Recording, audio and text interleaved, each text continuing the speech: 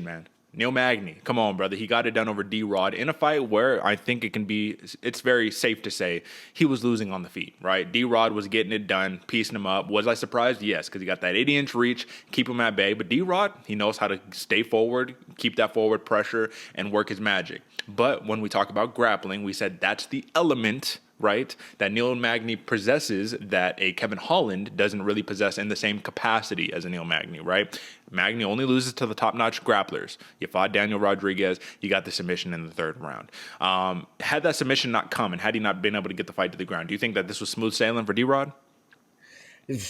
Yeah, I mean, it was looking like it, man, especially on the hands. D-Rod's slick, man. That's what a lot of people don't give this dude credit for. D-Rod is slick. He might look like that classic, just a thug, a brawler. Dude's going to come in and just start throwing crazy shit.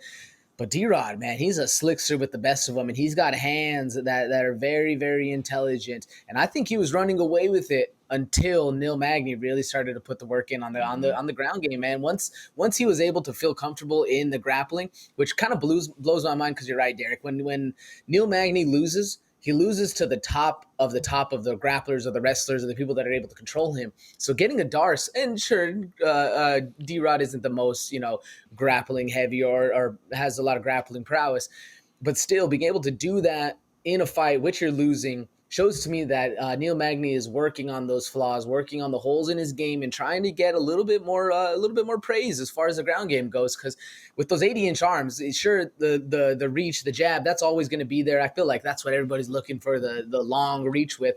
But to me, those long arms, those long limbs, those are submissions all day long, man. You're getting the razor blades up against people's throats. That, to me, is a very strategic way for Neil Magny to really win, especially if you can get in on some deep trying or some deep locks that people don't have the leverage to go against. That's the best pro for those long, lanky arms. Now let's see if he can actually keep going and start to beat those top-tier grapplers, those top-tier wrestlers going forward. Do you think he stands a chance to do that, or are we just going to see the normal Neil Magny? I think that this is Neil Magny. I think this was always in the realm of possibilities for Neil Magny, and I think that this is just his game. He just had a favorable matchup right here. You know what I'm saying? But at the end of the day, keep working your magic. It's too late in the career to reinvent the wheel, right? Just keep working with what got you to the show. You can't be a perennial top 15 guy and not be legit at what you do in all aspects of MMA. Now, for Daniel Rodriguez, you do have to take into consideration this is another fight where he just suffered his first career finish loss, right? So it's going to be tough sledding for D-Rod to kind of bounce back from that, but I think he could take a lot of confidence from this fight, man, and say, I belong with these top 15 dudes, man. This isn't even a question at this point. Let me shore up a little takedown defense. Let me get my jiu-jitsu up a little bit, and I think D-Rod is going to be making some noise here in the future, as long as he can stay healthy, because he did start MMA pretty late, man. But the question is for Neil Magny, what do we do with Neil Magny at this point, man? You're 13, you just beat number 14. I mean, at this point, you can't really beg for the top 8 people right now. You kind of take another gatekeeping. Basically, is he relegated full-on gatekeeper role, Neil Magny?